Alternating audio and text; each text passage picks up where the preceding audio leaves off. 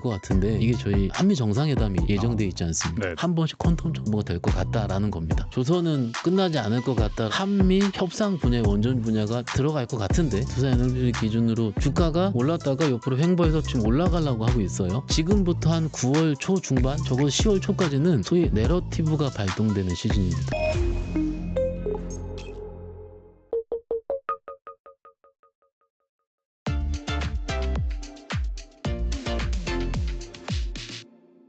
지난주 하나 필리 조선소가 첫 상선 건조에 돌입했다고 합니다.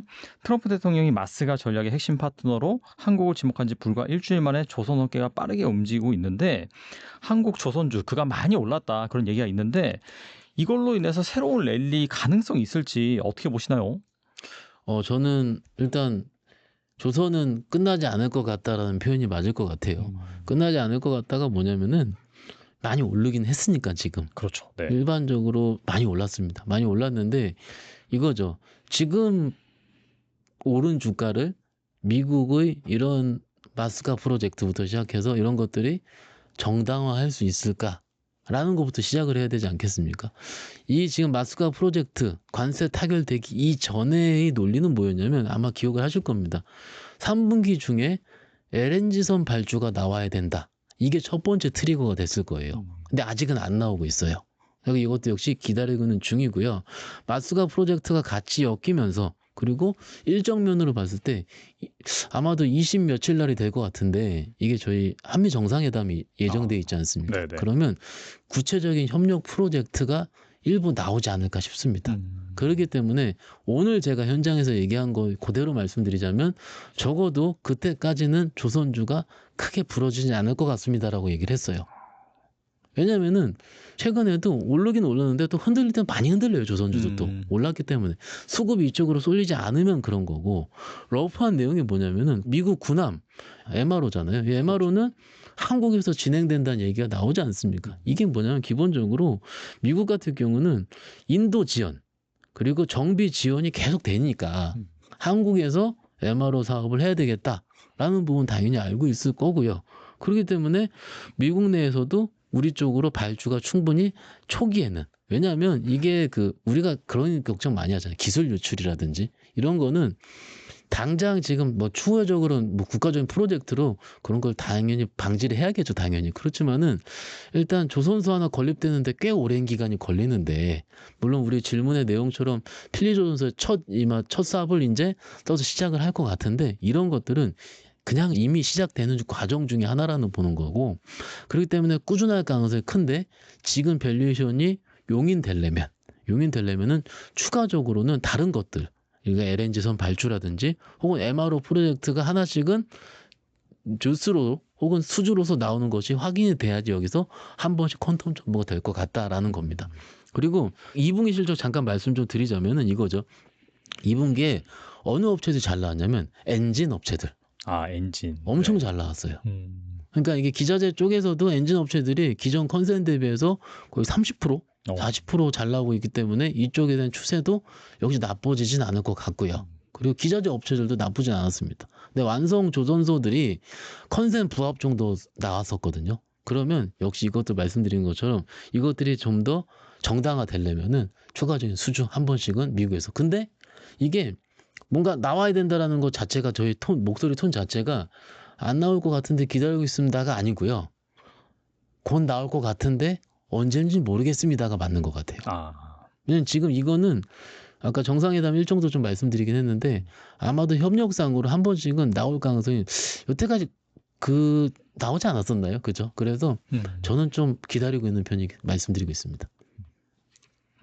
하나오션 급등세를 보이면서 조선 관련 전반에 관심이 쏠리고 있는데 네. 뭐 이거 말고 또 주목할 만한 조선주가 있을까요? 아까 말씀드린 것처럼 엔진 회사들 실적 좋은 거 기자재 업체들 좋은데 다소 급하다라는 거 다소 급합니다. 그렇기 때문에 조선 업체들을 매매할 때 팁은 원래 좋았는데 다소 조정을 받을 때 조금씩 사는 게 맞을 것 같다. 물론 여러분들 입장에서는 지금 위치가 어느지 알고 하는데요. 엄청 오르긴 올랐습니다. 올랐기 때문에 떨어질 때 천천히 그런데 각 회사별로 밸류에이션 한번 열어보고 레포트를 열어보시죠. 그 나온 내용이 3분기까지도 이연이 될지 아마 근데 올해 나오는 거는 2, 3년 전에 수주받은 내용이 지금 이익으로 현실화되는 과정이거든요. 그렇기 때문에 바로 꺾이진 않을 거예요. 그러면은 적당한 수준까지 빠지는 걸 보고 나서 사시는 게 맞을 것 같고요. 다 싫다 이러실 수도 있잖아요. 그러면은 지금부터 ETF 분할 매수. 차라리 조선 업종을 모아놓는 ETF들이 세네 종류가 돼요. 그리고 에버리지 ETF도 나온 것으로 알고 있는데 이런 식으로 우리 투자자분들의 뭐 입맛에 맞는 그런 식으로 하는 것도 충분히 ETF도 가능하거든요.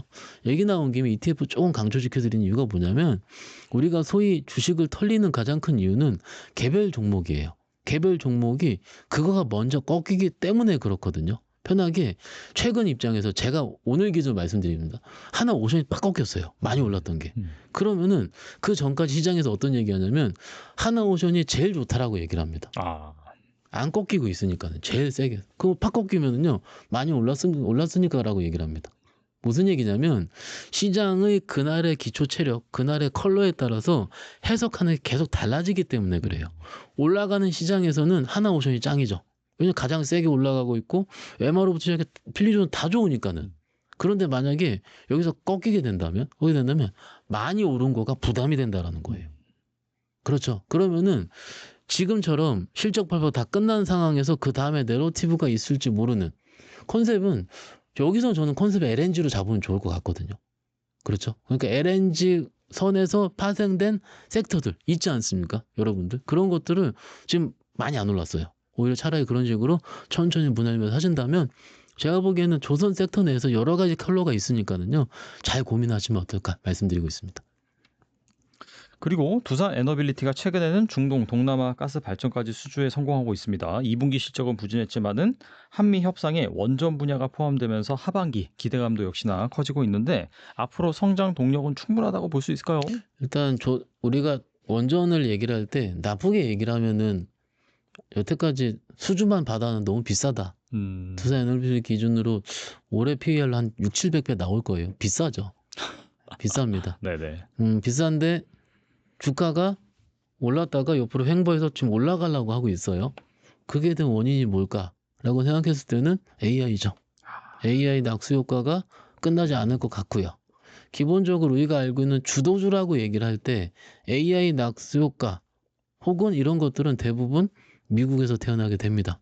아까 제가 뭐 하이닉스 얘기할 때도 혹은 어디 얘기할 때도 AI 계속 말씀을 드리는데 빅테크들이 계속 캐파 투자를 진행되고 있는 상황에서 전력 부족은 계속되고 있고 이 전력 부족을 메우기 위해서 미국 트럼프 정부는 굉장히 큰 원전 발전 계획을 세워놓고 있고요. 이것이 우리나라 아시아의 전체 업체들의 TAM이라고 그러죠. TAM 합치더라도 미국 쪽이 조금 높은 상황이기 때문에 만약에 우리 질문처럼 한미 협상 분야의 원전 분야가 들어갈 것 같은데 들어가게 돼서 구체적으로 된다면 우리의 원전 팀이 들어가지 않을까라는 추측도 하고 있습니다. 그러면 만약에 들어가게 되면 어떻게 됩니까? 밸류에이션이 멀티플을 정당화시킬 정도로 많이 올라가도 상관이 없게 되는 거죠.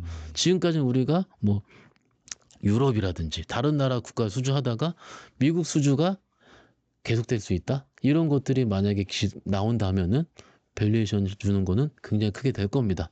두 번째로 봤을 때 우리가 알고 있는 원전에 소극적이었던 독일, 일본, 원전 완전 싫어했던 국가들이잖아요. 이런 국가들이 지금 원전으로서 한 발씩 들어가 있는 모습을 봤을 때는 이것도 역시 글로벌 트렌드라고 보는 게 맞을 것 같습니다. 그런데 이게 저처럼 밸류를 보고 좀 싼 종목들 찾아다니는 게 좋아하는 입장에서 봤을 때는 다소 가파르고 다소 좀 비싸 보일 수 있다는 건 인정을 합니다. 그런데 제가 이제 시즌을 좀 말씀을 드리는 편이에요. 그런데 지금 실적 발표가 2분기 거의 끝날 시즌입니다, 지금.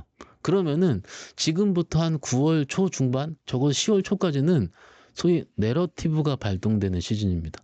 내러티브가 발동되는 시즌의 특징은 뭐냐면 뭘 매매해야 되냐면 뉴스 많이 나오는 거. 그렇죠. 다소 비싸더라도 우리가 이거 실적 때문에 기관들이 혹은 외국인들이 팔지 않아도 될 것들을 매매해도 되는 시즌이긴 합니다. 이게 아마도 요런 얘기는 저만 알 것 같은데 그죠? 왜냐면은 이게 시즌별로 나눠서 매매해야 되는 게 맞아요. 근데 지금은 충분히 2분기 실적 발표하고 내러티브가 발동되는 구간이긴 하니까 해볼 만하다라고 개인적으로 느끼는 중이고요. 그렇기 때문에 우리 투자자분들 입장에서는 조금 알죠. 제가 왜 이게 지금 처음에 4월 달까지만 하더라도 대개서부터 시작을 했는데 5월 달, 6월 달 내리 올랐거든요. 그런데 왜 빠지지 않고 지금 위치를 유지하고 있는지도 아까 말씀드린 논리대로 생각하신다면 그 판단은 여러분들에 맡기도록 하겠습니다. 그리고 두산 에너빌리티 외에 주목할 만한 또 원전 기업들 뭐가 있을까요? 일단 국내 입장에서 두산 에너지를 빼놓고는 대부분 개인적으로는 뭐 한국전력이라든지 혹은 현대건설 같은 기존에 올랐던 원전이 기반이 돼서 이런 종목들이 대부분인데 이게 지금 최근에 약간은 건설주들이 있는 종목들이 좀 약화되고 있어요. 요거는 뭐 이 내용은 알고 계실 텐데 이게 이제 밸류를 어떻게 주느냐의 문제이긴 한데 이전처럼 같이 건설주가 스친 종목들이 원전이 스친 종목들이 올라가는 건 제 색깔은 좀 바뀔 것 같고요. 이럴 때는 좀 비겁할 수도 있는데 일단 본주를 매매해야 됩니다. 부담이 그게 좀 맞을 것 같고 본주를 매매하되 그것도 부담스러울 수 있거든요. 그러면은 원전 N 전력기기 ETF가 있는 것으로 알고 있어요. 이런 식으로 어차피 A의 낙수 효과가 떨어지게 되고 전력기기 원전은 비슷한 결이긴 하거든요. 미국 입장에서 미국 종목들도 비슷하게 움직여요. 물론 변동성이 큰 거죠. 그런데 우리 투자자분들 입장에서 봤을 때는 이런 것들을 조금 해지시킬 수 있는 겁니다. 원전은 비싸요, 다소. 근데 전력기기는 실적이 답보가 되어 있습니다. 그렇죠, 여러분들. 이 답보되어 있는 이 시즌에서 매매를 할 때는 충분히 두 개 해치할 수 있는 섹터를 가지고 매매를 해야 되는데 그 ETF가 있으니까는 종목들 열어보시면 좋은 종목들만 들어가 있는 것으로 제가 오늘도 확인을 했어요. 그런데 이것들을 다소 우리 투자자분들이 제가 현장에서 권유를 좀 해보니까는 뭐라 그럴까요? 낯설다고 안 하시는 편이 커요. 안 해봤다. 네. 그리고 이런데 제가 ETF는 올 때마다 말씀을 드리는데 시대가 바뀌고 있습니다. 예, 정말로. 옛날에 내가 한 종목과 그 얼마나 먹어 이렇게 ETF 많이 안 올라 이렇게 하시지 말고요. 오히려 내가 그 섹터를 꾸준하게 들고 있으실 거는 적은 변동성이 꾸준하게 오르잖아요. 우리가 이러기 때문에 주식을 팔잖아요. 그러니까 이렇게 올라가는 것들을 오히려 ETF가 많이 있으니까는 이런 식으로 생각하시는 게 어떨까 싶습니다. 좋은 투자 아이디어 많이 말씀해 주셨는데 이 밖에 주목할 만한 투자 아이디어가 있다면 무엇이 있을까요? 일단 지금 아까 서두에 말씀드린 것처럼 종목을 선택하는 여태까지 제가 항상 왔을 때 말씀드린 게 종목을 어떤 섹터를 고를까라고 말씀을 많이 드렸던 것 같거든요. 오늘은 다른 각도에서 내가 이런 시나리오를 가지고 있었을 때 예를 들어서 우리가 정부에서 우리가 기다렸던 정책들 대주주라든지 분리과세 세율 이런 부분이 나오지 않았을 때와 나왔을 때의 시나리오를 써보는 게 좋을 것 같습니다. 무슨 얘기냐면 저도 계속 고민을 하고 있는 부분인데 만약에 그런 우리가 우호적으로 예를 대주주만 얘기해 볼게요. 대주주가 현실화됐을 때 50억이 유지가 됐을 때 혹은 100억으로 높아졌을 때 그때 뭐가 좋겠습니까? 코스닥이 좋지 않겠습니까? 그러면 코스닥에서 2차전지도 뭐 빠졌다가 올라왔지만은 바이오. 그러면 이런 정책이 현실화되면 나는 바이오를 해야지 라고 미리 생각할 필요가 있다는 거예요. 지금 정책별로 수혜 섹터가 워낙 극명하게 갈리는 중이거든요. 그리고 분리과세 세율 같은 경우는 우리가 알고 있는 고배당주들, 은행주라든지 증권주라든지 여러 고배당주들이 있지 않습니까? 그러면 각 정책별로 전략이 달라져야 된다는 거죠. 그러면 여러분들께서 고민을 미리 해보시는 거죠. 이 정책은 될 것 같아. 그러면은 일부를 미리 사놓는 거죠. 될 것 같으면. 그리고 현실화됐을 때 더 사는 거죠. 왜냐면 아마도 다 쳐다보고 있을 거거든요. 그래서 NXT 아시죠? 우리 투자자분들. NXT에서 10% 이상 갭으로 시작할 겁니다. 만약 그 정책이 저녁 때 나갔다.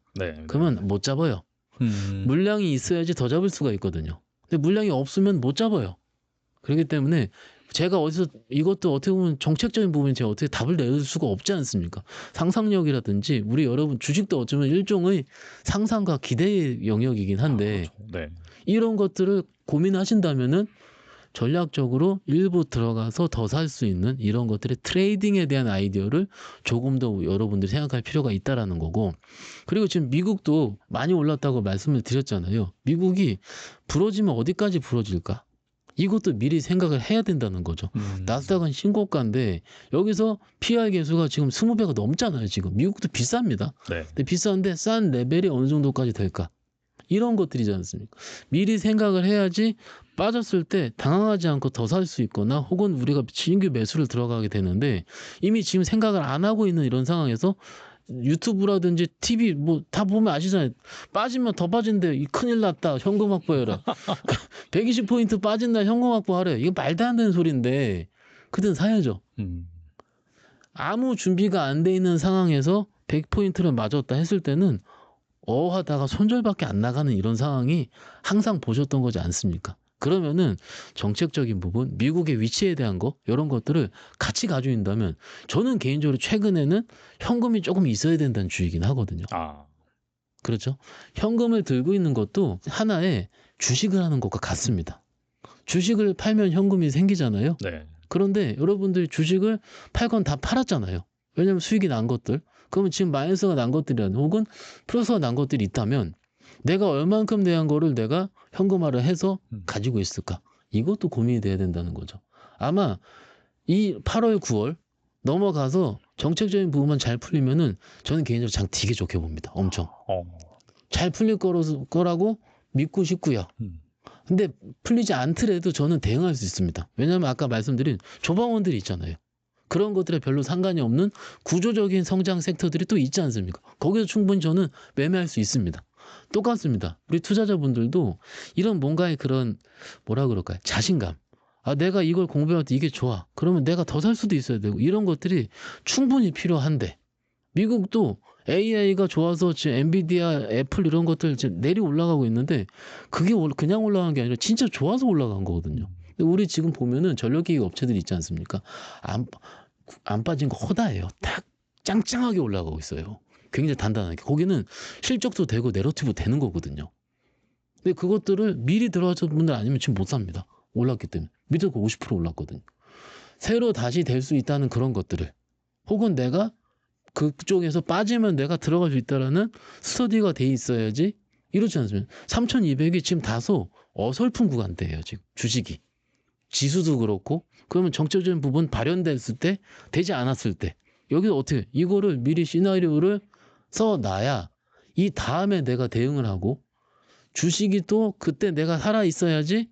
정책적인 부분 실망 나왔다가 다시 좋아질 때, 그럼 우리가 또 수익을 나지 않겠습니까? 그래서 좀 어려울 수 있습니다. 그렇지만은 손을 놓지 않고 시장에 저희 채널 같이, 저희 방송을 같이 보신다면 충분히 저는 대응 가능한 시장이 될 거라고 믿어 의심치 않고 있습니다. 네, 시나리오를 가지고 또 적절한 현금을 확보한 상황에서 대응을 해라. 좋은 말씀 많이 해주셨는데, 제가 봤을 때는 어려운 건 아니에요. 어렵지 않습니다. 하지만은 예. 이걸 실행에 옮기는 게 맞아요. 어려운 것 같긴 한데, 맞습니다. 사실 이해하는 건 어렵지 않습니다. 그런 관점에서 항상 뭐 나의 그런 심리와 좀 반대로 내가 어려운 거 해냈을 때 사실 수익이 나오는 경우가 그렇죠. 많기 때문에, 그런 관점에서 또 부장님 말씀 잘 들어가지고 현금을 적절히 확보해 놨다가 오늘 말씀해 주신 돈이 될 만한 중요한 섹터들 잘 한번 보시면 좋을 것 같습니다. 네, 지금까지 박현산 부장님 나와주셔서 감사합니다. 감사합니다.